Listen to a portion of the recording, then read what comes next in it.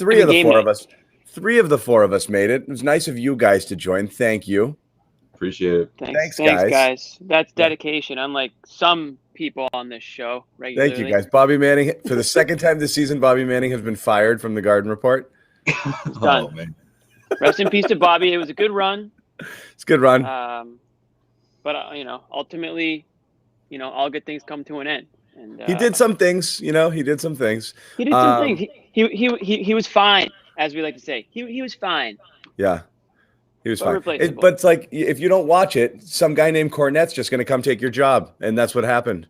All of a sudden, Kornet. A 7-footer will just sneak up on you and take your job, just like that. Just take your job. Just ask Rob. Rob might not. Yeah. Rob might never touch the floor again. It doesn't take much. So you knew Brad Stevens was going to find a way to not play Rob, right? He's already seen enough. He's already seen enough to pass Rob in the depth chart. So when it comes down to who's starting next, it's either going to be Thompson or Kornet. What do we have? He ran into Moses. Look at this morose MFer right here. I think it's a real thing. Now I can't hear anybody. See what happens? This is what happens when Bobby joins the party late. That's a good word. I don't know that word. What? Morose? Morose, yeah. Have to Google that. That's a good one. No, it didn't really apply. It's more of a movie quote than anything. It just means kind of grumpy. But what are you so morose about? What movie is that? But from? It's Jay and Silent Bob. Look at this morose. Syracuse. Syracuse is down 12. Yeah. Hi, Jimmy. Oh, it's not looking good. It's not at all. Did you replace that Al Horford jersey with was it a Daisuke? No, that's Shane Victorino. The Horford one's just fallen. I know Horford decided to take a brief retirement here at the end of the year. Victorino for a jersey? God, that's weird. I was always a big fan of him with the Phillies. I was thrilled when he came here. He's legitimately crazy, like bipolar crazy. Yeah. And we saw that at the end of his tenure here, but he got the good side in 2013. Wait, you said the Al thing just fell on its own though, or you did that? Yeah, it's just dropping. Okay, I gotta put it back up. See, that's a sign, man. That's a basketball guy. See, maybe that's what it was. Right. Yeah, it started last night. We're gonna welcome Jimmy back. I'm gonna rearrange my squares because this is how it works. Who is this guy? I thought. Did we give him the bad news? Yeah, I fired him. He comes on late, screws up my audio, thinks he can just waltz on in here whenever he feels like it. When Syracuse is gonna get smoked out of the building tonight, based on the last time I saw the score. I think that's why he's here. It's not looking good. That is why he's here. He said, well, if they're getting smoked, I'll pop on. Oh, thanks, Bobby. Thanks for gracing us with your presence as your team collapses. All right, Josue. On the Horford. You're a little morose. Bobby, now it fits. Yeah, that's morose right there. That's legit. So what's going on with Horford, Josue? I don't really like this. Sitting 26 straight games to end a year. I mean, it's one thing if you're going to get traded, but they clearly that management doesn't mess around. I mean, they're not going to just force themselves into a trade that they don't agree with. I think that's what happened. I mean, let's face it, we didn't hear much rumblings about Al Horford rumors anyways to begin with. So I think that alone just showed you how the market was for Al. And they kept trying to put him back out there. And I don't mean it like that. They're trying him out there like he doesn't have much. He was playing good this year, yeah. He was playing good basketball. But you can tell, though, they were very careful with it, right, Bobby? They weren't putting him out there every single game. It was like they were saving it, making him look as sweet as possible, selling him. And look, I still think Al has, plenty left. It's just that contract. No one wants to pick up that contract. Yeah, well, you get the feeling the conversation went something like this. Hey, Al, thinking of buying you out. Cool. Give me my $60 million and I'm good. And they're like, well, not that much. Well, they've got like, okay, cool. I'm just going to sit here and I'm going to ride the stationary bike for 26 games and you figure out what you want to do with me in the offseason. We'll circle back in a couple months. All right. Yeah, that's it. So this is what you're going to have to pay somebody to take him, right? This is where they have the opportunity, right? They've got 1,000 draft picks. Yeah, that's true. Yeah. And they're going to basically trade him and they're going to pay somebody to take him. And Why give didn't they away do a couple before of the deadline though? I mean I guess it's easier to do in the off season because no, it's easier in the off season. Yeah, because exactly, next season you have one season and then he's reduced. That second year is like 15 million or something. So that second season is palatable. So I think you can eat it there. But you're right. Why wouldn't one team take maybe just taxes, trying to fit it in now, trying to get under the cap? Probably a lot of teams could not have squeezed his number in there right now. So it's probably rough, but maybe next season you can. Yeah. Are you getting at the Celtics need to jump in on this? Is that what you're getting at, John? No. Oh, okay. No, I mean, you wish they could. They have too much. Yeah. They're spending too much money on marginal players as it is. I mean, it's tough. You would love to have this last year or two that it feels like he's still got real quality play in him, but the number just went up way too high when he went over to Philly and became all but impossible to add him in here. I know he was your big TP target, Josue, but I don't know. 28 million was just insane, or whatever it is. I think it's 26. So it's too bad. I understand it from these teams' perspectives, but Drummond sitting all year the way he did and missing probably a third of the season, and Horford now going to miss a fourth. I know they're not the stars of the league, but these are really good players that are enjoyable to watch, and they're just sitting on the sidelines because these teams want to tank. Well, let's do the game a little bit tonight before we get into all the other stuff, because we have a few things to discuss. In addition to this, you've got the buyout market situation, which who needs a big now that you've got Kornet, right? Absolutely. But that was interesting. We're going to get into Drummond a little bit. We're going to get into this. Was supposed to be the debut of Evan Fournier, but he's in the health and safety protocols, and WTF with that. We'll get into that too. Let's hope that was came into contact on the way over here, as opposed to a 2 to 3 week shut. I'm hoping it's a precautionary protocol situation where he's around. But if he's in here for 2 to 3 weeks, you got a rental player for 2 months and he could miss up to a month. That would be terrible. He got a bad seat on JetBlue coming up from Orlando. Right?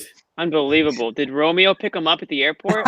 What the hell's going on? Listen, guys, I'm not complaining here. What do you guys want to see him contaminate half the roster or whatever room he ends up in? They've already gotten it. They're immune. Yeah. The whole roster's gotten it. It's unbelievable. I was going through the names. I don't think they have anybody left. They lead the league in missed COVID days. Jaylen, Jayson, Tristan's gotten it 4 times. Does he have it still? Do we even know? Romeo, Javante. I mean, he's gone. Yeah. I mean, Brown, Tatum. I probably said those guys. I mean, who knows who else that, Carson had it. Who else was in there? Rob. Josue was in the protocol. Rob had it. Grant was in the protocol, all of them. I think. You're talking most of the rosters, at least been in the protocol. I think they've had every variant. Grant was in there. Yeah. I mean this is insane. I think, yeah. I mean, Massachusetts might be one of the worst states with COVID because of the Celtics. Yeah. I mean, anyways. The numbers. Anyways. So we'll get into the game. This could have been a nightmare. I was literally Bobby had to keep telling us who these players were on Oklahoma City. Let's see. How many can you name right off the bat here? Oh, I was hip to Moses. 0. This was a get your program sort of game. This was I'm a professional broadcaster, and they send me to the Olympics, and they're like, do team handball, and I'm like, okay, and you're just sitting there it was that pass kind it of to game. The man. I felt like Boom Goes the Dynamite guy tonight. I was like, pass it to the man, takes a shot. This guy just dunks out of nowhere with Gumby, this skinny little dude, Euro step, dunks it in the lane. He dunked so hard his body crumbled that I had to take himself out of the game after that. That was unbelievable. Yeah, he really did though. He was hurt. He was hurt. His knees were like, we've never done this before, and then he had to take a minute. He got hurt on that play. Yeah, he did. I mean, these guys brought it, right? They brought the energy, and I gotta give props to the Celtics team, the second unit, for coming in with that energy, because I mean, this thing could have really got out of hand in that first half if it wasn't for them, honestly. And that started with Payton Pritchard. Payton Pritchard was huge for the Celtics in that first half. Finally, stretch. right? Yeah. This is probably going to be his first. I was thinking going into this game. He was heating up last night, though, Bobby. A little bit. A couple threes. I was like, okay, maybe he's warming up a bit. Party? I guess for tonight. I know. We haven't even said Boston Pea Party in a month. He hasn't been at the podium probably in that long. Yeah, So coming in tonight, Danny forced Brad's hand again. Danny forced Brad to play Pritchard by trading T. Forced Brad to play Williams by trading Tice, and theoretically forced him to play my new favorite player, Luke Kornet, by trading for him as well. So Danny's the puppet master right now, I think, behind all these, guys coming out of nowhere. But yeah, I mean, Pritchard's been a guy that, came on like gangbusters to start the season, and everyone's talking about who the hell is this guy? Danny did it. He found this, it's so hard to hit a guy late in the draft, and he's hit on him, which is all true and still is. But then he sort of took a serious back seat here. Teague was getting those minutes that should have been going to Pritchard. And when Pritchard would come in, he would just sort of, he'd be there. He'd be a guy out in the court and, once in a blue moon do something of note. But tonight, and like Josue said, felt like he was coming on last night too. But, the confidence was there. He's hitting those outside shots, driving to the rim, pulling up, a little bit of a floater. So it's good to see that again. It's good to see that he's still, he hasn't hit the rookie wall, completely. Yeah, that's what it was, I think. Honestly, I think it was the rookie wall. I mean, you couple that with the grueling schedule, the no training camp, all that stuff we've been saying over and over all season long, and the All-Star break obviously helped him a bit. That grueling road trip, I think he kind of got lost in the middle of that. The NBA, the day-to-day grind. It's a process for these guys, for the rookies. I feel so bad. For that NBA grind, man. Yeah, I know. You know what I mean. Man. I'm not saying you should pity them, but the time zones. The time zones. Don't expect them to ball out. Let's get into the story. The story of the game. It has to be Moses. Come on, Luke Kornet. Has to be Kornet. Yeah. I mean, it was Moses in the first half. And Luke sure, yeah, but I mean, it was no doubt. But I mean, the Kornet thing. I mean, that closing lineup, man. That was something. Who in the world thought Kornet was going to play the entire fourth quarter, or any minute in the game? You knew they would get involved, but not that much. Especially in this West Coast. We didn't even think either of them were going to play in the Bucks game, and then Wagner stepped in there and played decent minutes. And then tonight, this guy comes in and plays outstanding minutes. He enters the game with them down 4, and they basically go on a 19-0 run or 21-2 run or something like that as soon as he had, and that was the ball game, which was incredible. And got 6 straight stops. The 2 threes, the little Jaylen, I don't know if that was meant to be a pass that turns into an alley-oop there. Held up okay defensively. I mean, and we were joking before you jumped on, Bobby. You knew Brad was going to find some way to not have Rob play 30 minutes. Rob wasn't great tonight. He got taken to him in that first half by Moses. He was all right. Moses dominated him, but yeah, he was all right. That Moses was kind of an otherworldly sort of first half there. But at the end of the day, take away the rebound stats, he was 5 for 5, field goals in the first half. It looked impressive because he had 19 rebounds at the half, which was insane. What did he finish with? I don't even know. He had like 2 points in the second half. He did nothing in the second half. I think he still ended up with 23 rebounds, 21 points.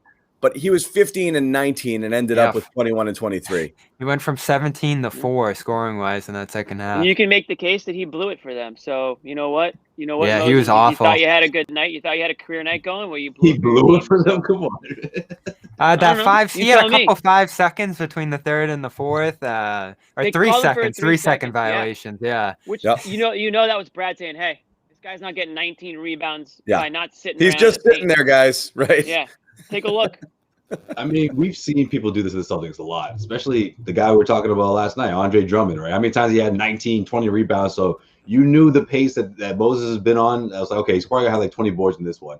But you got to give props to the Celtics for keeping with it defensively. I mean, that's what it was to me, at least. Like, they kept their heads high. They didn't start chucking up shots again like they normally do on offense, or just settle for easy or not so easy shots like they usually do whenever they're down by double digits. So I give them props because again, it was the second unit, the younger guys. Marcus was out there. Marcus had a lot to do with that as well. And then as the starters came back in little by little, they were able to regain against a different team. Though this had the makings of one of those like Oh, early yeah, on. sure. This was the classic back-to-back game. You come out, you jack a bunch of threes, they don't go in, and you shrug your shoulders and say, "Well, it's not our night." And you lose by 20, Right. and you sit the whole fourth quarter. Like it felt like one of those games. But luckily, you're playing this team with these guys, and this felt like one of those games that no matter what the Celtics did, there was no way they weren't going to find a way to finally try for a little bit and win. Just from a sheer personnel standpoint, you could tell when Tatum and Brown were like, screw it, we got to try a little, and they could get wherever they wanted to go on their guys. And as soon as they got a little aggressive in the second half and just put their heads down and went to the basket, then it changed the whole game. But they came out just kind of gunning from three. It wasn't working. Yeah, exactly. So right there, that's a good example. We need to credit Brad Stevens for benching those guys, right? He took them out. And when the second unit kept going, he wasn't quick to put them back. That was a big moment, yeah. He kept Marcus Smart out there with that second unit. While Jaylen Brown, Jayson Tatum watched, because what was it? Jaylen went 2 for, he picked it back up in the second half. 1 for 7. 1 for 7 in that first quarter. Lazy shot, lazy 1 passing. for 8. 1 for 8 in the first quarter. 0 for 5, and almost literally not only lazy passes, like 0 passes. I mean, he was awful. The classic jump in the air before you even look, and then wait, there's 2 defenders there. Awful. Yeah, this is going to be picked off. Like those kind of passes he was doing, and it's just again, it was back to that hero ball. I'm going to try to take over, and Brad nipped it in the bud. So I got to give him props for that because he did it, and then he stuck with it because it could have gotten uglier. Taco came in. It paid off. Taco did his thing. Taco was fine. I thought Taco was fine. I mean, again, it's stunning how he can't grab some of these rebounds that literally hit him. I want to say close to in the face practically. For some, it's kind of like trying to catch a tennis ball, which is probably a lot harder. These guys, I imagine his hands are just massive, and it might just be more difficult for him to just gotta go cup it like a baseball.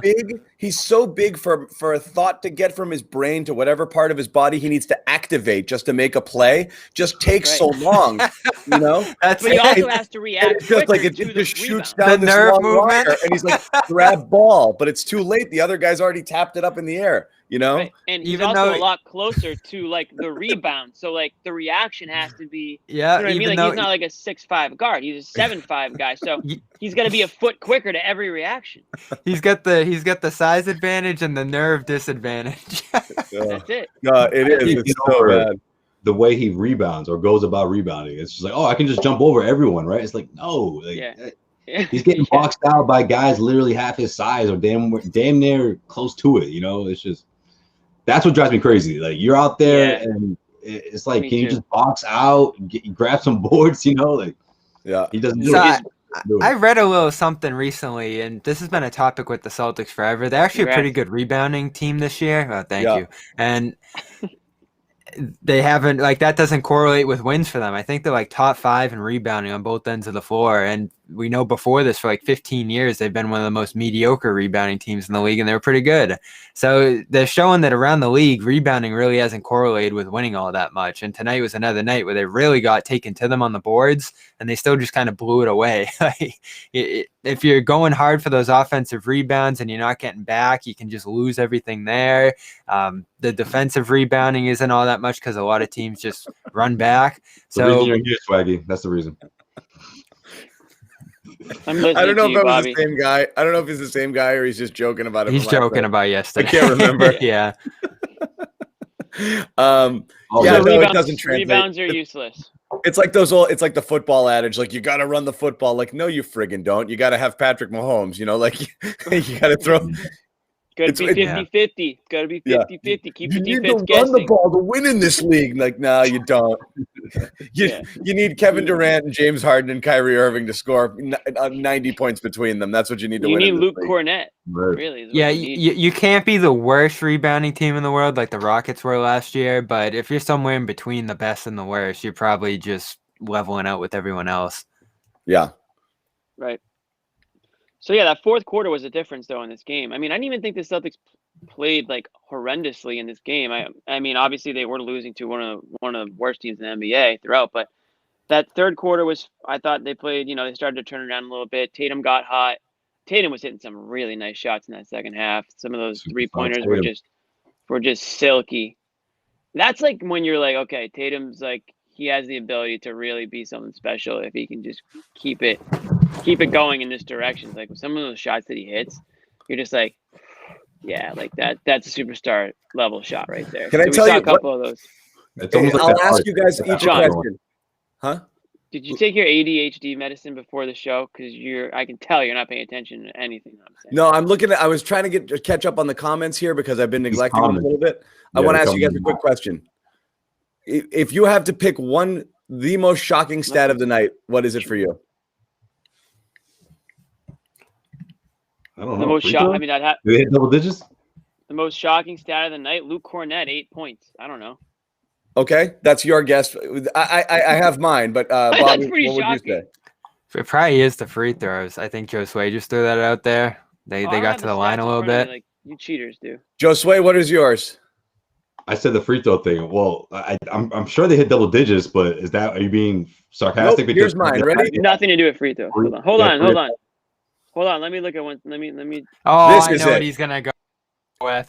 Plus 24. Neesmith. Oh. Yep, I just saw it right before you said it. Your boy. He was part of the Kornet. Believe that, right? Because he was in with the Kornet crowd. So yeah, he's riding, right in there. It was his floor spacing.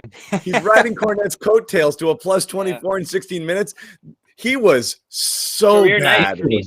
Career night for Neesmith. Those two passes, the poor one he throws over Carson, like 14 feet over his head. The best was Carson just does. Carson, it was like that was like one of those like the left fielder doesn't move on like a 600-foot home run. He just sat there like he just knows that's what it was. He's like, dude, and then he tries to get it to Grant.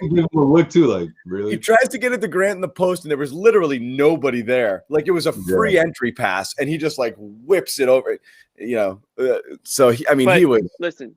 That might make Shaq a fool. You can't take Neesmith plus 24 and turn it into awful Neesmith segment. I won't let you do that. He actually got his hands on a couple of I think he created a couple turnovers late in the game, or he he was like doing some hustle plays out there. I'll say this about Neesmith. I don't know if he knows where he's going half the time, but he's always going somewhere. He's always moving. He's always shaking. This comment. Making.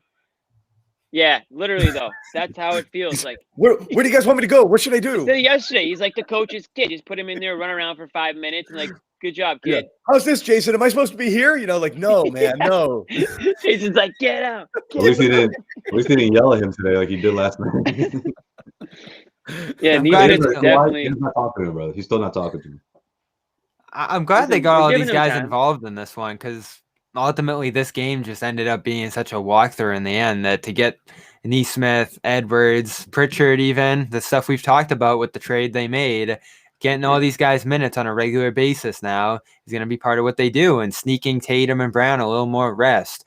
Once Fournier gets eventually involved, you'll be able to do that even more. So all of these trades just put the roster in a much better place on a couple different fronts. You're already starting to see it through 2 wins now, 2-0 since the trade deadline. And who knows when Fournier is going to show up, but the party's just going to keep rolling now. 7 straight home games ahead. I said this coming into this week, and who knows if Fournier is going to get involved for any of those 7 games, but if they can win 6 or 7 games on this homestand here, and it's definitely a manageable stretch ahead for them, they can essentially lock themselves into... Well, no, if it's manageable stretch, all home games. They've been pretty dominant at home this year as a team. If they can take 6 or 7 here, they're locked for the playoffs above that play-in spot. You know, you're probably at the 4th seed at that point. And if you can finish strong after that, you're going to be in a pretty good spot coming into the playoffs. They're 13-7 at home. That's pretty good. That's pretty good. Dominant. I mean, dominant is Utah Jazz. But back fans when they, never lose a game. What's that as a win percentage? I bet that would be pretty high in the East. Like 60 something, probably, right? Yeah, 65, like 64, 66. So that's sure. I mean, I'm not gonna. Are they 13-7? Yeah. Yeah, it's a 650 win percentage. 650 exactly. So that would be the 3 seed in the East. I got a math guy in the room. If they had a 650 on the season, they'd be the 3 seed. It's easy math there. But anyway, the look at Jimmy. Jimmy's like, carry the 2. He's still working on it. Divide that. Yeah. How did they get a 7-game homestand? Yeah. That's insane. No circus this year. Yeah, right. COVID season. No ice circus. capades. Yeah. They might not ever have a circus again. The way everything's going. Yeah. You want to be at I didn't connect that to actually being the circus. That's when they used to do the Texas Triangle, right? No, Yeah. he actually means the circus. Oh yeah, when they have the circus. No, it was always in February. I remember it would always coincide like around. I'd be down at spring training, and the Celtics. Yeah. Would be Did you ever have to away, cover the circus? and the trade deadline? The circus is terrible. Oh So my they had a god! circus. They also had like Disney on Ice. They'd have for a ice week. capades, Disney on Ice, Yeah. all of that stuff. Yeah. Yeah. That stuff's depressing as hell too. You go there and there's like 12 people in the stands. Oh my lord! Yeah, Yeah. I haven't been. Oh, Shocking. yeah. I got kids. I've been Yeah. frozen on ice, stuff like that. They took It's so bad. It's so bad. I wish I was at the Celtics right now. It's so bad. Yeah, It being really a dad is. must suck. No, well, that it is what it is. You go. You gotta do it. You gotta do it. Yeah. You gotta Um, buy the cotton candy. Anyways, we'll keep Yeah. it moving. So as far as this game goes, the Kornet thing, great for tonight. Obviously, like Is that? don't know if Do you it's think that's gonna sustainable. matter? Yeah. no, it doesn't. That's why I don't want to spend a lot of time on it. Like, On what? We thought Mo Wagner mattered for a night. He got 10,000 views Kornet? on his presser, and he came on and did terrible today. Well, he tried to take one of his patented charges and got knocked into the third row, and then we never saw him again.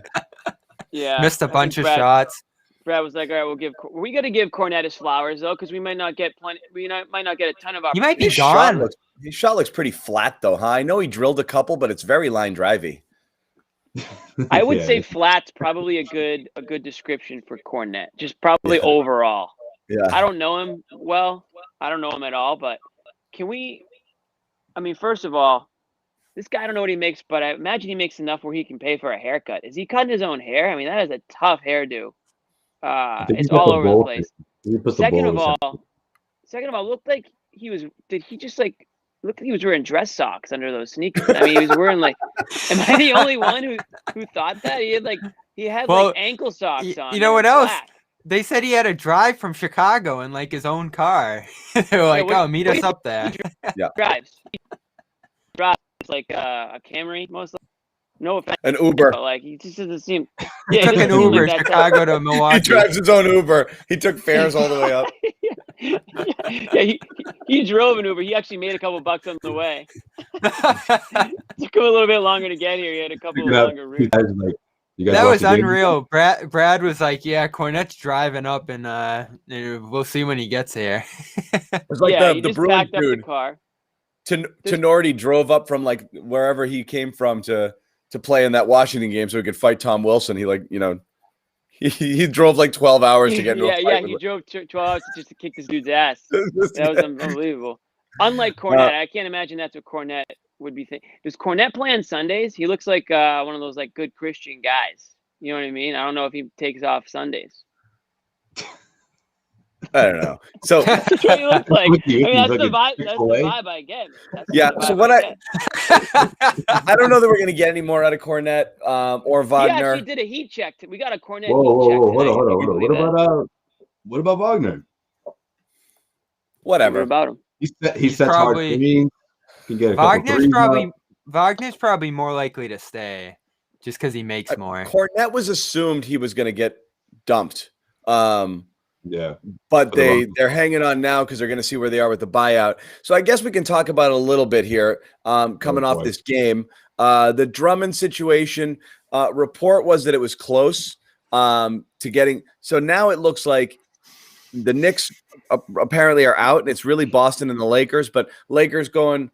Well, like- Mitchell Robinson broke his foot today, so that could change. Yeah, Saw that. Yeah, that was tough. I saw that. Yep. Yeah. But they're putting on that full court press here. And again, I think what's coming down to it is, one, you got the LA thing and the LeBron factor, and obviously a clearer path to a title than anybody else is going to give you. But two, they're going to use him in legitimate minutes, I would think, over there. So as you said, the Gasol thing's not working out. Harrell hasn't been great. So I think he's got a path to play. But again, the only way he comes to Boston is if they tell him, you're going to get a lot of minutes here. And so then it's, and I'm curious, the commenters here, and we've all been talking about it all day. How do we feel about Drummond? again, we talked about this in the last show. Drummond coming in and taking Tristan Thompson's minutes, I don't think anybody's going to worry about there. Drummond coming in and being part of a 3-man big rotation that's also going to feature some Grant Williams in there and is going to knock Rob back into the bench unit and into 16, 18 minutes a game, I don't think is something that everybody loves. So it all comes down to how Brad would use him. But if you're going to tell him to come here, you're going to tell him to come here because he's going to play starter minutes. You guys agree? Yeah, I agree. I mean, that's how you get him here, right? I mean, that's the edge over the Lakers because if you're him, you know, you go with the Lakers.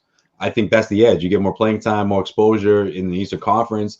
And let's face it, he'll easily be the Celtics' best rebounder. What do we talk about whenever we mention Drummond and his past, especially against the Celtics? He always comes up big in boards and pulling down rebounds. And this is one of the better years for Celtics in terms of rebounding. And I just think he can be a guy to create second chance opportunities. Like, I know I was never crazy about the Celtics going out and trading for him because, I mean, I just don't know if that need is necessarily tops the list for the Celtics team. But I just think if we're talking about second chance opportunities, can run the floor a bit, you know, I mean, that's about it, right? Realistically, I mean, that's what he'll give the Celtics in a nutshell. Yeah, and the reality is, and you know, the Lakers seems like it's a done deal with Drummond, but you know, I don't know if it's official.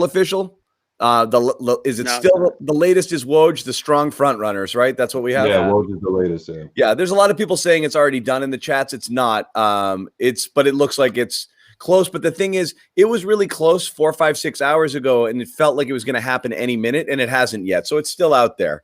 No, that Robinson, I think, is what might have changed things because what the Knicks can do is offer him a long-term deal with a real salary, which might be encouraging to him. I don't know if the Knicks want to do that, but they have a bunch of cap space they didn't use going into this year.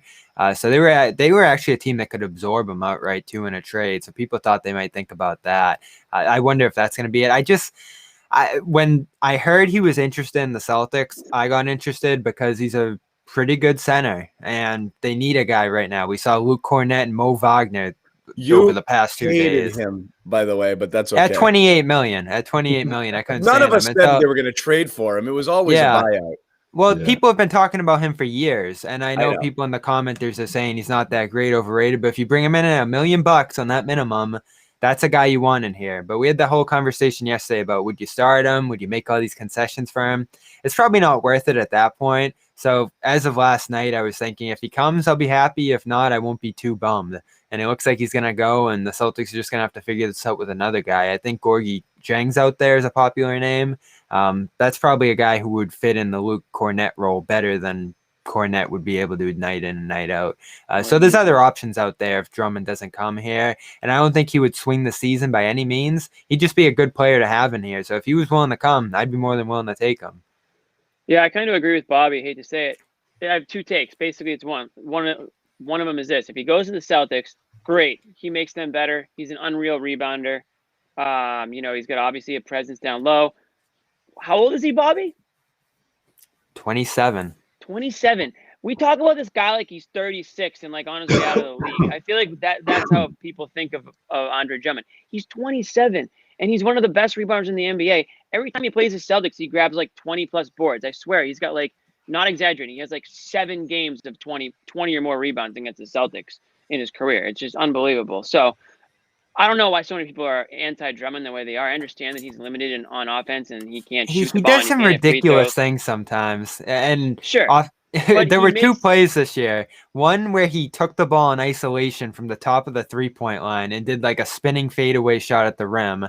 And then on the other end, there was a play where he got switched onto a guy and just stood there like his controller died while the guy turned right around him and he just like stopped moving. So he does these things sometimes that make your head spin. He takes a lot of shots and it feels like he's kind of like Dwight Howard in a way. He's like Dwight Howard light. He thinks he's like a more outsized player offensively than he is, even though they both have outstanding talent. Right, and Dwight Howard back in his prime, I know that he drives a lot of people crazy, but he was a beast too. Anyways, my first take is if he goes to Celtics, I think that's great for them. I don't want Rob minutes to go down to 10 again, but I think that Brad can work it out where if Drummond has to start, so be it. I think Rob should still be able to get his 20 to 25 minutes, and Thompson's hopefully the odd man out. I don't know if it's going to happen that way. And if I'm Drummond, I probably don't put all that trust in Brad to make it out that way. I probably just go to LA because I see a bigger role, or I go to New York because I see a bigger role. And both of those teams are just as capable, if not more than capable, of winning a title than the Celtics are right now. Anyways, maybe not the Knicks because they're the Knicks. It's twofold. It's all a matter of what his motivation is. Is his motivation is it his motivation to win a title, or is his motivation to get another contract? And so path to minutes and path to useful minutes where you're going to prove your worth and get somebody else to throw $20 million at you might be what he wants more. And so he's got to determine where that is, and that comes down to kind of what he's being sold. And you go to LA because LeBron makes everybody better. LeBron makes everybody better. Well, let me ask you this: I would Tristan Thompson. Look what he did, Tristan Thompson. Do you want to? I don't even know why he took a Celtics meeting. Really, I mean, he'll start in LA. They'll be in the finals if they're healthy. Like, it's a no-brainer for him. It seems it, but like, let's say he did come here. Do you want to live in a world where you've got to feed him X amount of times to kind of keep him happy? No. That's kind of the problem. This is a guy that's going to need to be fed down low. He's going to need touches. When he gets it, he's going to be a vacuum. And that's going to be that. When he does get his rebounds, he's going back up with them. Like, he's just going to be fine. Okay. I guess. I mean, I know he doesn't have a great field goal percentage for, his size down there. He doesn't. I still think that he is better for the team than a guy like Thompson or Kornet or Wagner. So you're improving. If your goal is to be better this season and make a real run at the championship, then you can't tell me that adding Drummond takes away from that. So that's one take. The other take is this: if he goes to the Lakers, he's a bum. So it doesn't really matter. Definitely. Yeah, I saw your tweet earlier. If he comes here, what a steal, title contenders. If he goes somewhere else, we didn't need that overrated bum. We've got Rob. Yeah, I mean, what's Lakers he gonna do? Eat up possessions from LeBron and AD? Wow, take them. Go ahead. Yeah. Lakers fans don't seem thrilled about getting him either, and there are definitely some red flags with him. I hope they do because he sucks. I don't think I'm going to feel anything either way. Like, that's how I feel. Like he's perfectly between the people who hate him and the people who love him. Like, some people think he's like the missing antidote against Joel Embiid, and some people think he should be out of the league. no one is. Okay. Yeah. Nobody's the Embiid antidote. It doesn't exist. Only it's so Embiid funny. Can beat it's himself. So funny that the criteria for being a successful big in this league is whether or not Joel Embiid would eat you alive. Like, it's like, every time you mention a big, Embiid eats that guy alive. He eats everybody alive. Before the injury, he was 1 or 2 in the MVP race. Like, is Rob an Embiid stopper? Nobody's an Embiid stopper. No. Yeah. Rob's a Giannis stopper. We found that out yesterday. Yes, he is. Giannis had a little knee situation. Yeah, he's a little scared of Rob too, I think. Yeah. His brother went off tonight, though. Did he? His brother was all pumped up last night, down 20. Let's give everybody the correct pronunciation on it. Thanasi. Okay? Let's just call him the brother. Yeah. How good is Giannis that he's... I didn't know that. How good is Giannis that he gets his brother a job in the NBA? Last night. Giannis. Who's better, Costas or Thanasi? It's one or the other. I actually don't know. My name was almost Costa. Oh, yeah? Oh, is it Costa? I butchered both. They went with John? No, I mean, it's Constantine. It's Costadino. Costa. Costa. However you want to say it, but that was almost my name. I was almost Costa. Damn, that would have been so much cooler than John, dude. Yeah. I was... Your life would be so different. My birth certificate is Giannis. Yeah. Why are we calling you John like everybody else? That's my birth certificate. I'm Yanni. Giannis Zannis. Yeah, we're going to start calling you Yanni. John? It's actually, and it's pronounced in Greek, it's pronounced Zannis instead of Zannis, but it is what it is. Zannis. Oh, I didn't know that. Yeah. Cool. I think Thanasi is someone saying in here. Thanasi is better than Costa, but anyway, he was out. But yeah, Rob was definitely the Giannis stopper. He looked frustrated last night. Absolutely. He looked timid. Yeah. He didn't want to dance down low. Yeah. He didn't want anything to do with Rob. Josue and Bobby don't believe me, but I think that's true. If they meet in the playoffs, Giannis is not a happy camper. There's something about the Bucks still. Last night. This is the third year in a row that they have a great team, nice supporting cast, the coach who's got a lot of hype. But when the Celtics run into them, they just always seem to be in every game. The paint gets so clogged for Giannis and the other players there. I said this yesterday. That's probably the team you want out of all the top 4 in the East. And if you throw the Heat in there, you don't want the Nets for sure. The Sixers are looking like a really tough team to get past. The Heat, we know what they did to the Celtics. So it's probably the Bucks. Like, they just match up well with that team. I agree. Yeah, Bring on the Bucks. They already took them down. After this 7-game win streak, we'll get up to the 6th seed, Bobby. Lock in there. Take on the Bucks. How's that sound? 7 games win streak. Why stop there? Make it 14. Could be 9, right? You got 2 going into the 7th. I think there's going to be a real run for this team, and look how Tatum and Brown are playing now too for a couple of games in a row. They're starting to get their feet under them as a team, one by one. Grant's coming along a little bit. Rob has been outstanding in his first few starts, so it's all starting to piece together. It's just, when is Fournier going to arrive? I don't even want to say anything because we just don't know, but it doesn't sound great. Let's talk about this. I feel like they both took. What doesn't sound great? What do you? Tatum and Brown. Well, I feel like Tatum was like, okay, Jaylen, you're doing that thing when you got blinders on and you don't see anyone else. I'm gonna let you do your thing, and it worked out. And then in the fourth quarter, Celtics went back to team basketball. But I don't hate that though. I really don't. When Jaylen does that, I don't hate it because he's got to be your lockdown defender on the opposite end. So if he's got blinders on for 5-6 minutes and he's just in attack mode, I don't hate it. I don't want to make this all a Rob-centric thing because but this is the second time in a row we've seen it. And again, part of it might be just the starters haven't had enough minutes with him. But part of the reason you have him out there is not just to draw attention so you're freer, but also every once in a while to, pass to him. And they don't. Jaylen has missed in the last 2 games. If we go back and look at the film, at least 5 or 6 like lob opportunities or hitting Rob on the roll where he just won't look. He does not look when he goes to the basket. That's part of the reason you go. It's to drive and kick, drive and dish, and he doesn't do it. So blinders is one thing when you're like, it's okay to say I'm going to take the ball and I'm going to create, but creating is not just a shot for yourself. It's just a good shot. Yeah. There has to be more in your mind than I'm shooting this ball no matter what. And that's or when he gets those blinders on. Yeah. He'll try to do it 4 seconds on the shot clock. Oh, where's somebody? Yeah. It's like, no, man. He gets trapped and then he'll look around and pass. But he doesn't. Tonight was one of the worst I've ever seen with him never, ever, ever looking anywhere for anybody. I'm getting mines and that's it. Yeah. I want to count total passes. I forget assists. I mean, I swear the ball only left his hand like a handful of times. Literally, there's one play or a couple plays where as soon as he touches the ball, it's just head down, boom. Like he's not even thinking about anybody else. So this, again, I don't know that people will say at home it's like stat hunting. I don't think so. I think it's just trying really hard to impact the game the way he thinks he can. He's just not. That's just not a thing that he does. And Bobby, I don't know. I mean, you tell me. I don't think he's got that in him. I don't think he can do both at the same time. For a while, he couldn't dribble well enough to even figure out where he was going to go. He'd just start going and he'd get stuck. But now that he's got the dribble down, I still don't think he's looking up, and looking around for things at all and it's too bad because there are opportunities there if he just kind of open his eyes to them.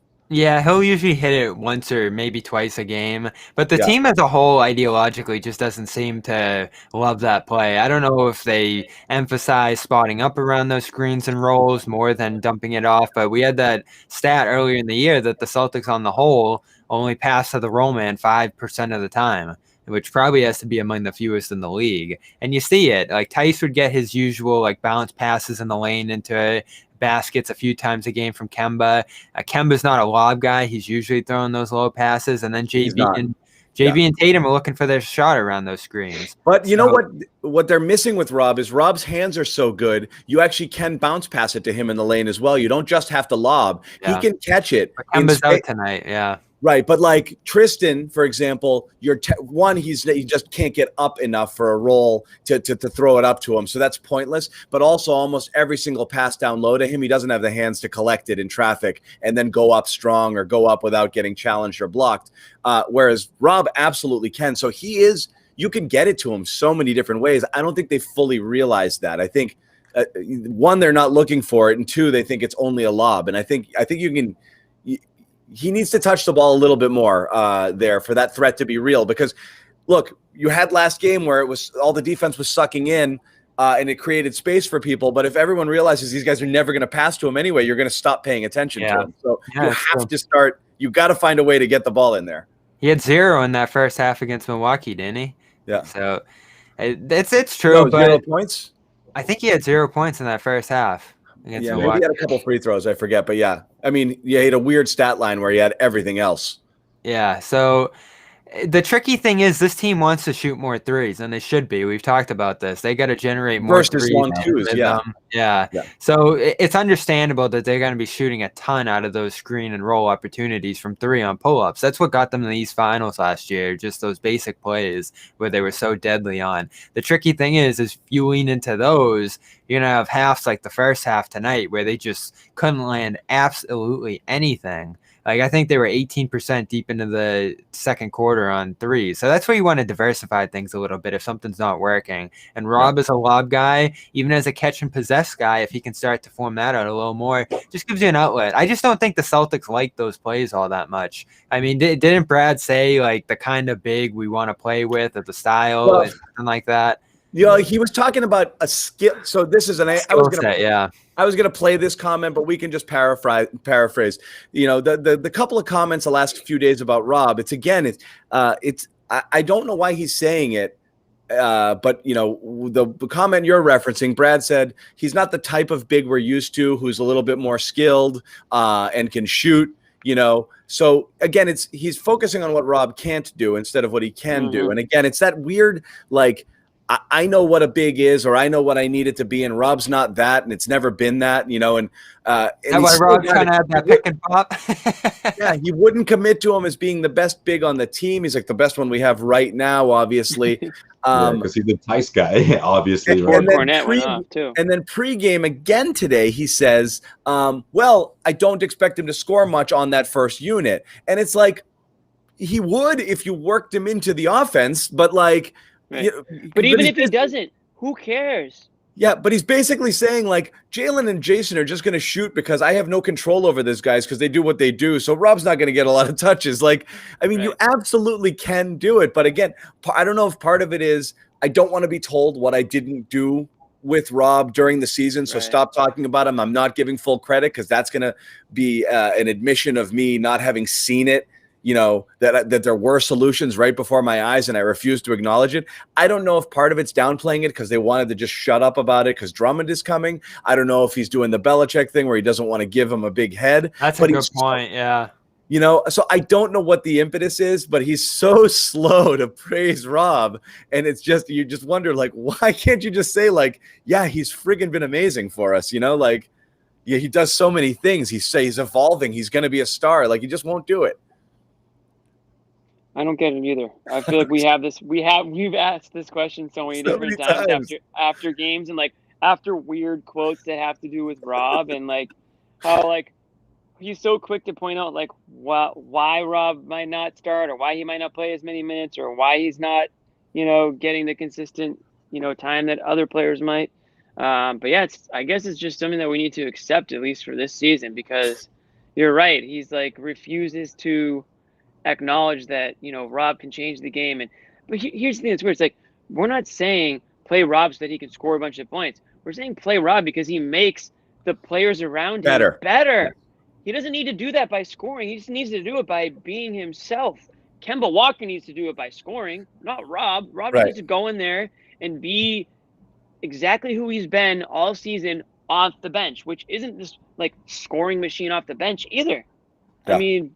Why would his role all of a sudden change because of the players that are around? No, it's all about that. It's about the space. It's about just having your stars give it a little bit more freedom to operate, and they clearly have when he's on the court. It's the defensive presence. What's so interesting with me, I don't know what we can't fully understand here. This notion of bringing in a Drummond type figure because he can rebound. What aren't people getting? Rob is a phenomenal rebounder. Great rebounder, yeah. He gets up quick and he's got sticky hands. So he just friggin' hauls down rebounds everywhere. And he can jump like he's a multi-directional leaper. He's not just a guy who gets it up in front of him. He's standing here and he can grab boards over here and over here.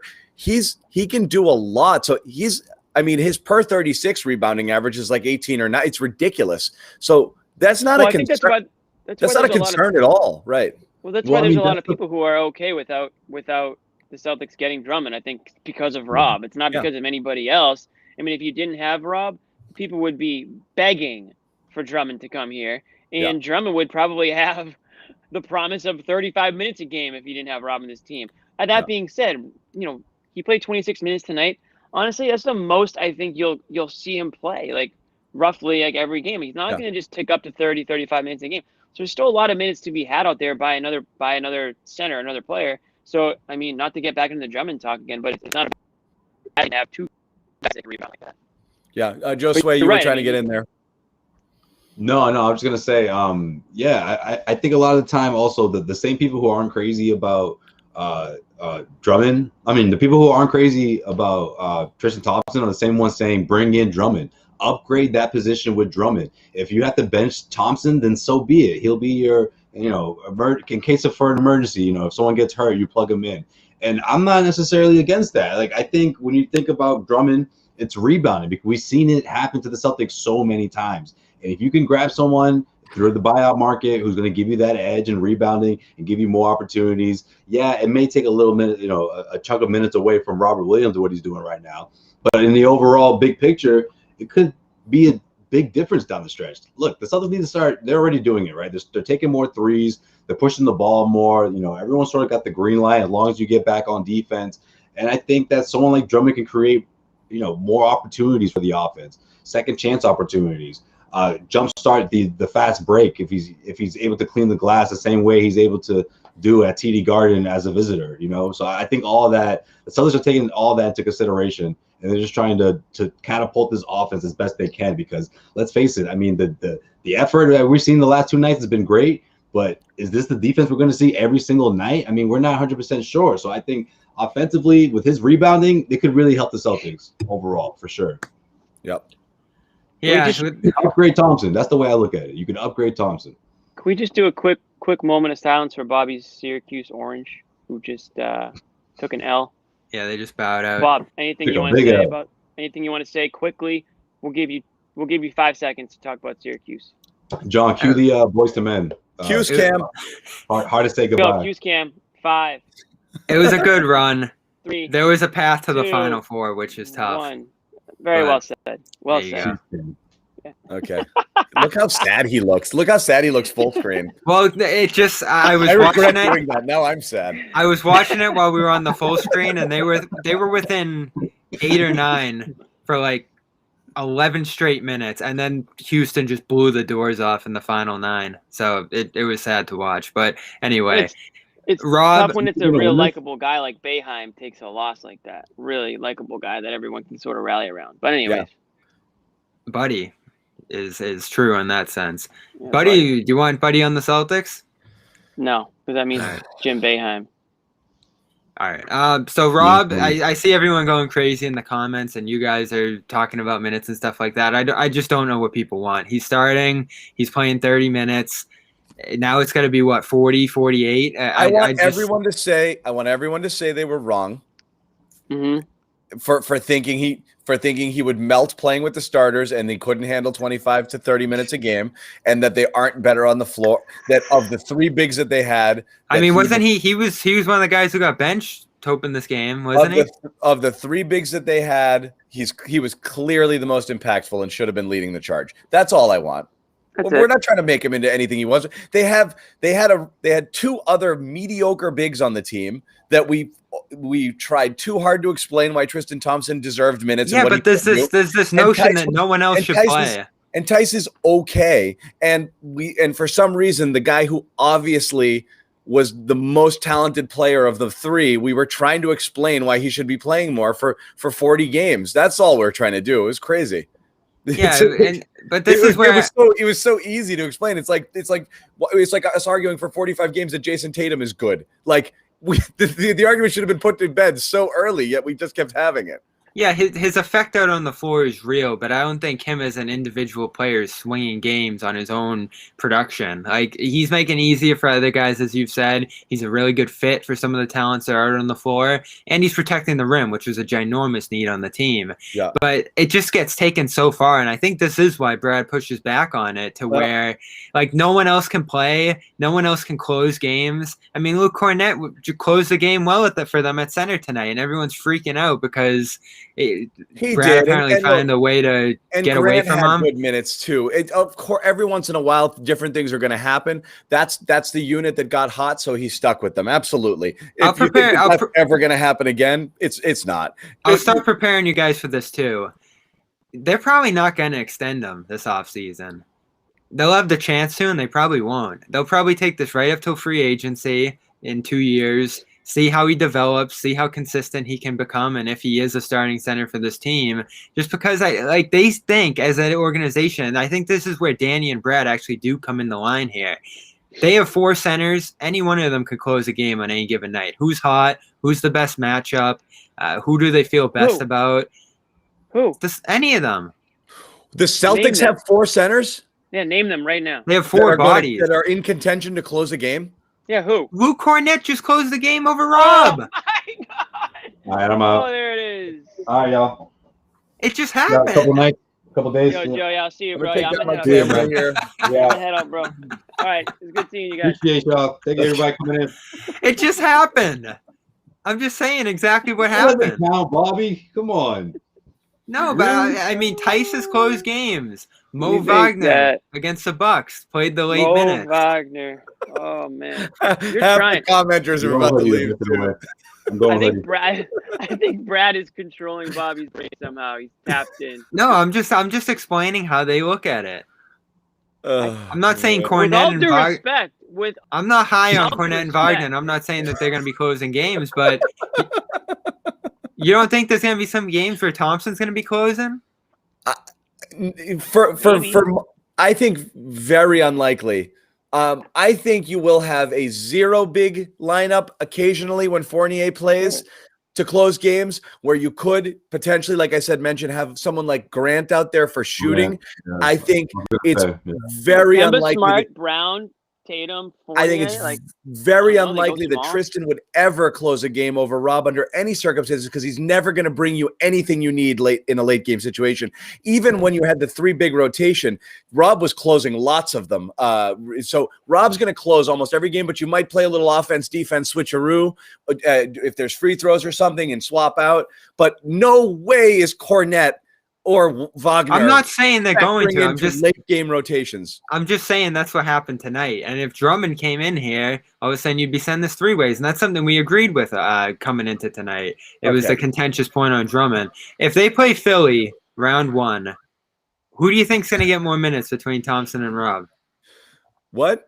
If they play Philly round 1, who's going to start? Who's going to get more minutes in all of these games?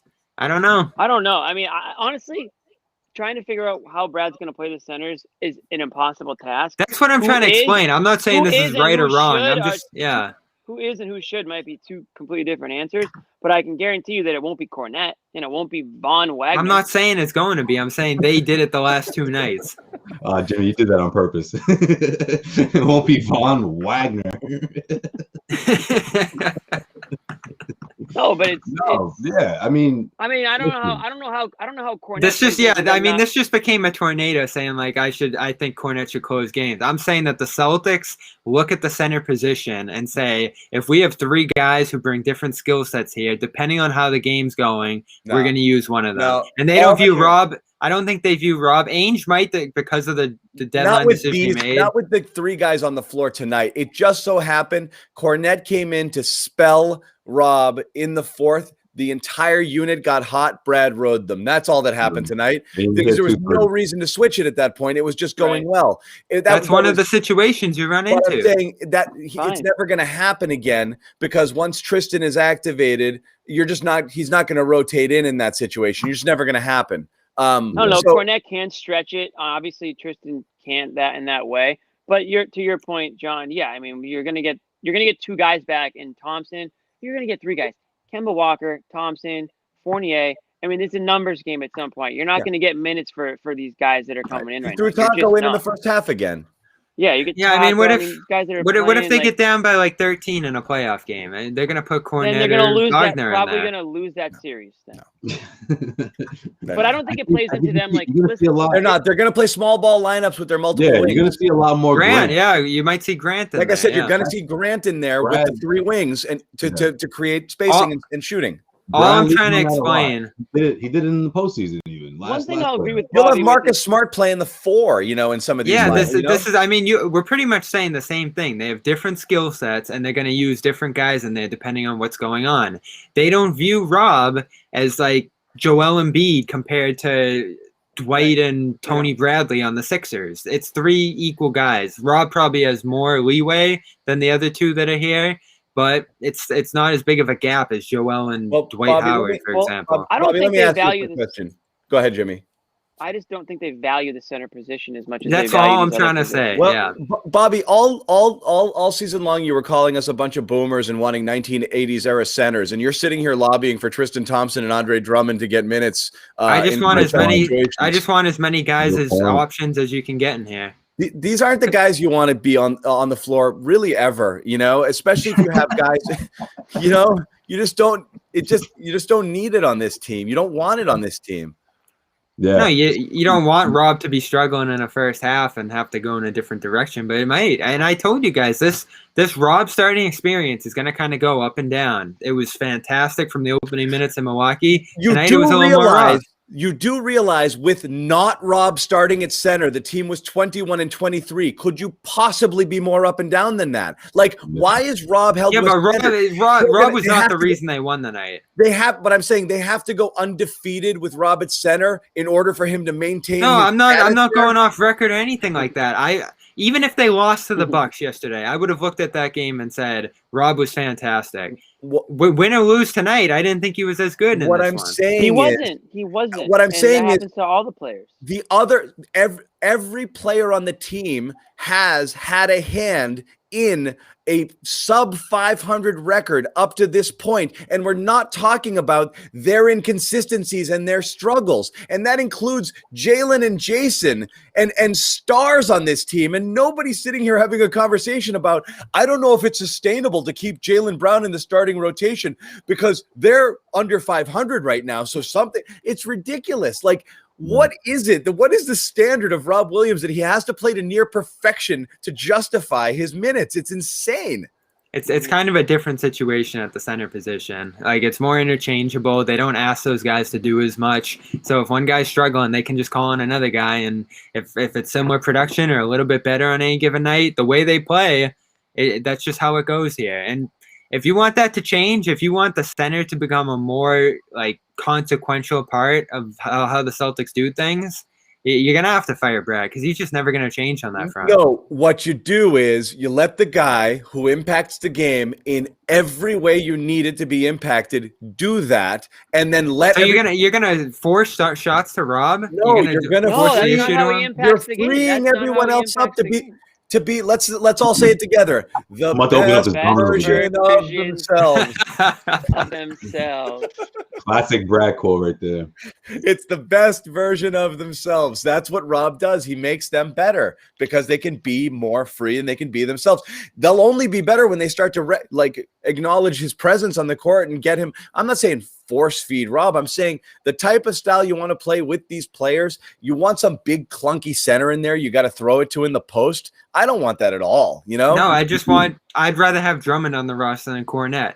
That's all I feel. I think Drummond's better than Kornet. That's no how I doubt feel about that. It. Yeah. It's not that. It's if Drummond turns into if he came or another big, and now you've got this minute suck because Brad wants to do the thing that you say, play the situation, play the guy, play the this, play the that, rather than just enjoy the Rob experience and just live with it and let him play his 25, 30 minutes each game. Because ultimately you are better. I just don't know that Brad sees it. And I think he's like, oh, this calls for Kornet, or this calls for an Olynyk, or this calls for Grant minutes. And it's just, I think he's wrong. I just think it's, for whatever reason, he thinks it's what they need to do. And I don't think it's right. I don't think it's the right call. I mean, If I hate double big lineups, Bobby, I'm going to lose my mind, man. Oh no, they can't do that. I'll lose my mind about that too. I hate that I get seen as an anti-Rob guy and the tweets get thrown at me and all that stuff whenever he does right, because I do love him. I think he's an awesome prospect. You've made your bed, Bobby. I know I have, but I just feel like I need to do it. Bledsoe guys, my friend. You are a Bledsoe guy. Sadly, so am I. Yeah. Yeah, you would be. I can see that.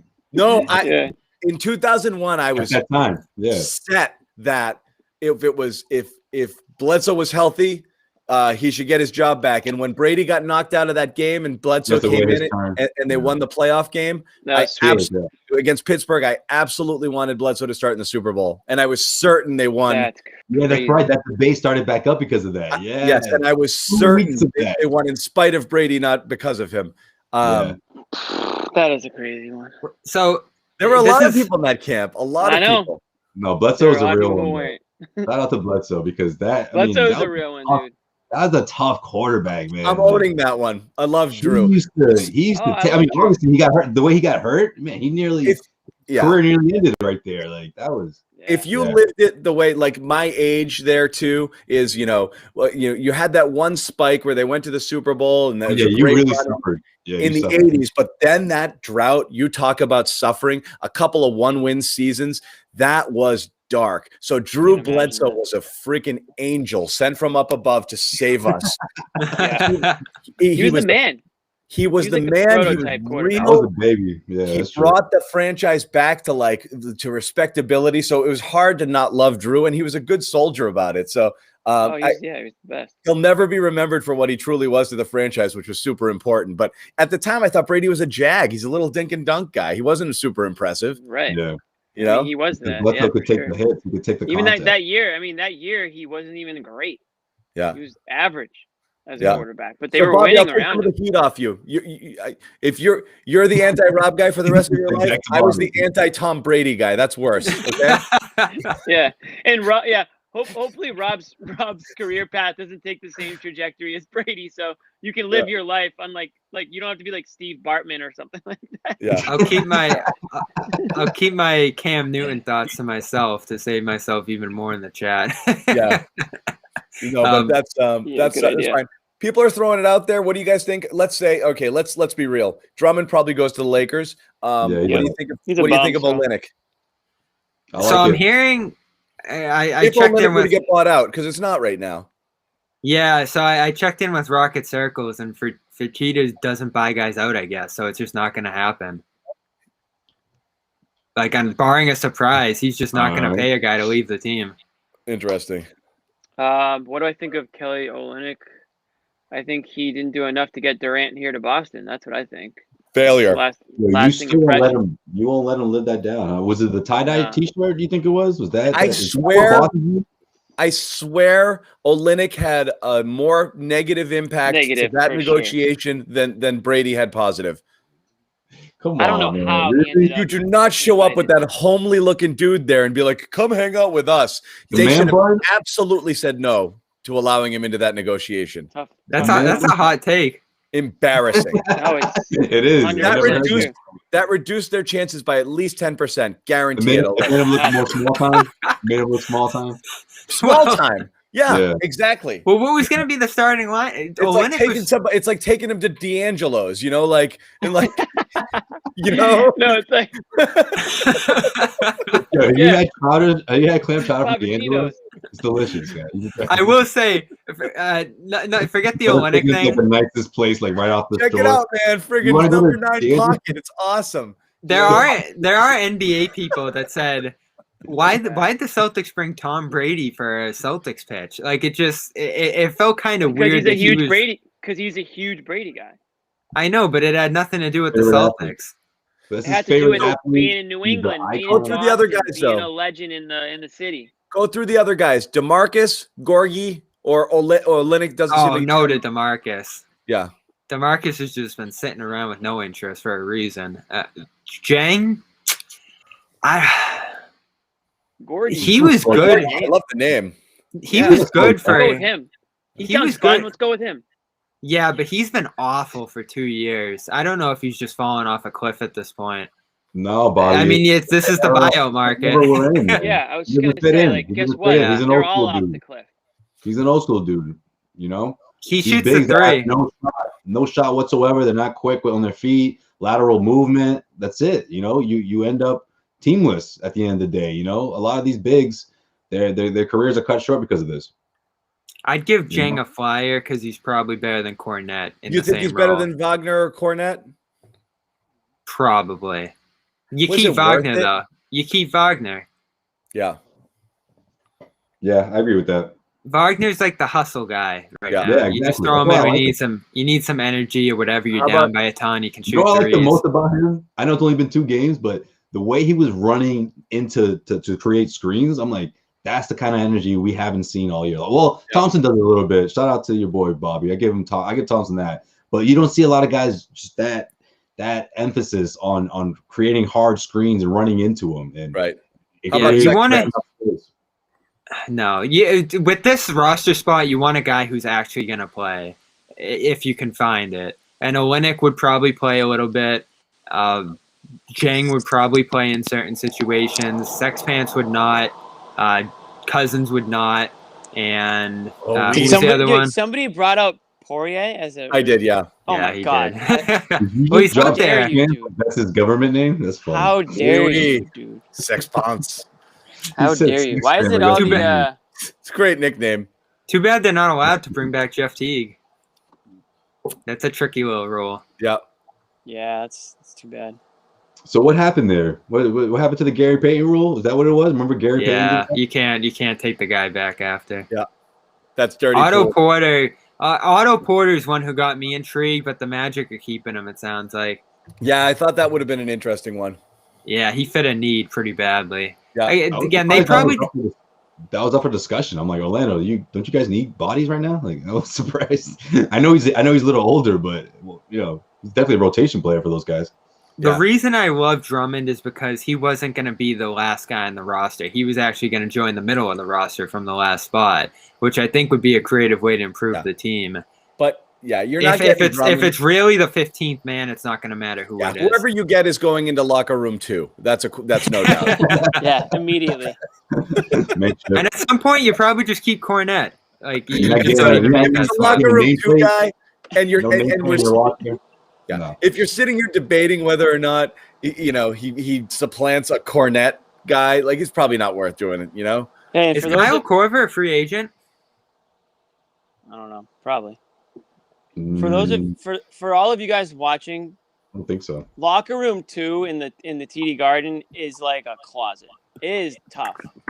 I think the TD Garden has the worst locker room. It's incredible. Because the Bruins run the show there, so the Celtics get second fiddle. First of all, the visiting locker room is worse than a high school locker room. It's so bad. It is. I kind of like that. It is. You know what? It reminds me of a high school locker room. It does. I'm actually glad that it is because that's how it should be. You shouldn't be whining and dining. You should be whining and dining the opposition. They should have to suffer in that room. But the Celtics is a box like that. Yeah. These locker rooms should be massive. You know, they have 2 teams, right? Because the Bruins have a really nice big locker room. But hockey locker rooms, generally speaking, are. But the Bruins house. Think about the Bruins house. Visiting hockey team has a shitty locker room. I guess they don't call it a locker room. They call it a dressing room. Dressing room, and you can't walk on the B. It's not there anymore. The new place. They moved. Really? Yeah, it's on the ceiling. Oh, thank God. I almost got into so many friggin' fights about that. I got yelled at like crazy. That was the first couple of years covering the team. Anyway, there's a huge B in the center of not that big a locker room, and during the playoffs, in the visitors.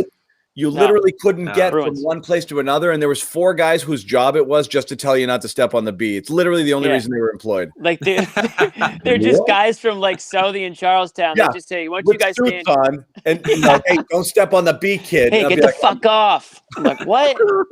Hey guy, step on the B. They would grab veteran writers and actually strong arm them off the B, and they'd be like, "Yeah, that would be 10 times funnier in the visitors' locker room. It's crazy. But going back to what I was saying, I can only imagine how awful locker room 2 is for these Celtics players. I mean, like you said, John, I mean, they're like worse than high school locker rooms. So yeah. It is bad. But yeah, locker room too. That's anyone who You're getting a locker room two guy. About the divide on the teams and how there's the A team and the B team, and that was funny. Yeah. You know who's on the B team. So there's nobody really that they can get, assuming they're not going to get Drummond. No, that's it, Jimmy. I mean, this is how buyouts go. We always predict it's going to be someone amazing, and then it's like Jonathan Gibson. Remember him?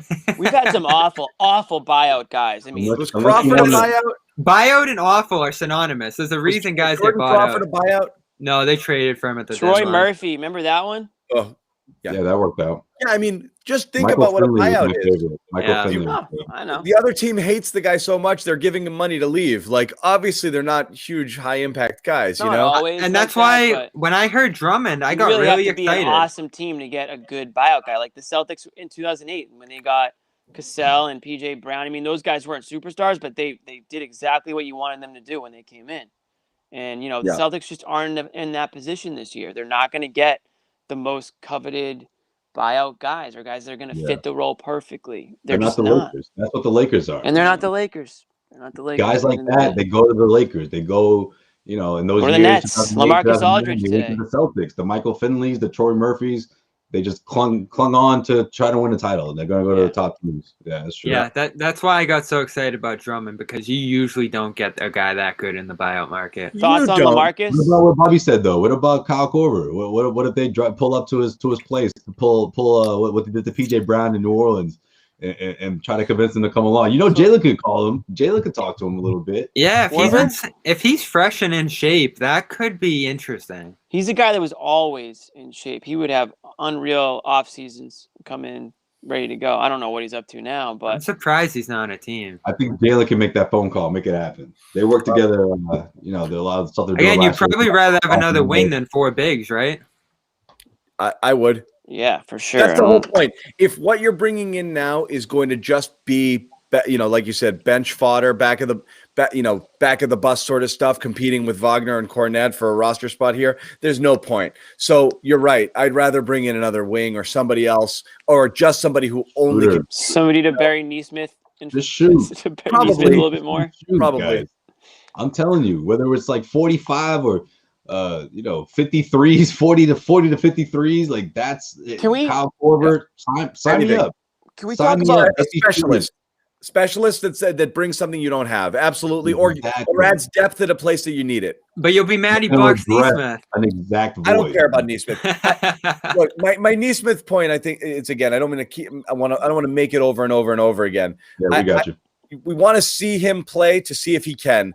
At this point, I don't think he can. So if it's him versus Semi, I'll just keep running Neesmith out there and see if he can give you anything. If it's him versus somebody who's, now that you have another wing and you have Fournier in there, and when Romeo comes back, who again I think is going to be ahead of Neesmith because he has a year under his belt, I don't think there's a path to minutes for Neesmith there, and that's fine. It was just, if you're going to be playing Javonte and these stiffs, develop this guy and see if you can catch lightning in a bottle, and maybe he can help you down the stretch. At this point, it's a lost season for him. Well, here's your buyout option. Romeo Langford, he's essentially going to be that. I think he's going to play on Monday. So let's see what he's got. He'll probably jump right into that rotation the way it's looking and probably get minutes. Semi Ojeleye is going to miss some time here. Yeah, I think so too. So, all right. We're talking about guys missing time. Did we talk about Fournier at all or no? No, we could talk about him a little bit. So he tweeted today. What did he say? I'm fine. It's so weird seeing Vooch in a different uniform. LOL. That was 3 hours He's ago. A big tweeter. Hey, well, maybe tweet more and stop getting COVID. What's going on here? It's so weird seeing Vooch a different uniform, and then someone goes, going to be just as weird seeing you in a new one too. Good luck, Evan. Thanks again for the years in Orlando. And then he said 24 minutes ago, my man, thanks for the true support over the years. It meant a lot. So he sounds, and I am a doctor, he sounds okay based on these tweets. So I don't know if it's just a protocol short-term thing. I mean, it's impossible to get information on, I guess, what's going on. Bobby, have you seen or heard anything on the Twitter sphere? So does anybody know if he was just in contact with someone? Because obviously then he'll play much quicker. But we never know on these things. Like Romeo was in the protocol, disappeared for 3 freaking weeks. Like Tristan, we have no word on. No idea. We have no idea if this is he has it or he was just was near somebody. No idea. Yeah, I think usually there'll be a sense from the team that they would assure things if it was more contact related, and that's more of like a couple of days, a couple of tests, and you're out of it. When it just pops up like this and they don't say anything about it, I get a little more concerned about the longer end of things. I don't actually know anything on this. I don't know if he tested positive or not, but nobody said anything. I haven't seen anything. Yeah, it seemed like back when you had the contact guys that were Jaylen, Semi, those type of guys, you sort of knew that they were in the contact program, whereas Tatum had tested positive. You heard that for the report. The only guy you didn't really know earlier in the season was Carson. It seemed like he was in that contact group, but then he went back because he actually tested positive. So I'd be worried about Fournier here missing a longer amount of time because there's no one to connect him back to in Orlando. Obviously, he hasn't contacted anyone in the Celtics yet, and he shouldn't be contacting anyone in the outside world. So unless he was out like crazy in Florida, which was certainly a possibility. Like you said, don't even take a bad flight or something.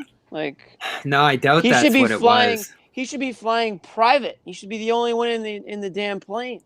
Let's be real. He flew to Boston. He took a physical, and then this happened. It's kind of you can kind of read the sequence of events there. Right. So Boston once again. It's too bad. Might not see him for a while. This is a real bummer. It's a huge bummer. I mean, like John said, you brought in a guy on the short term to play a couple months. He's going to miss, he could miss, I guess, 2 weeks. I mean, the whole home stretch here. It's that's packed. tough These because games if are you coming. Yeah, that's like 10 games, right? For this season, that's a lot. 2 weeks is a lot. If you threw him into the lineup tonight and then had him for those 7 games, that's where I really thought they would have been cooking. And now they're just going to kind of be in the same situation. If they played like they did tonight against any team that had real talent, they're probably going to lose. Terrible. They just got a good man. Horford going out tonight just added to the break they got here. No Shai, no Horford. I mean, they were missing. I mean, and then friggin' Dort goes out with a concussion. I mean, my guy Dort. Yeah. Lou Dort. Pokashevsky went down with the knee pain. They caught a million breaks, but he was out for a little while. Exactly. Thank God. We'll see. They're back Monday. 7-game homestand. So there's some stuff to look forward to. We got Zion coming, right? You got fans coming back, which is cool. Fans get to see Zion after all. That's pretty lucky. They get to see Romeo right on time. Romeo was probably just waiting for fans. And we got Charlotte coming in soon this week, right? Oh, sure. Sunday, a week from tomorrow. That's going to be fun. Video tribute.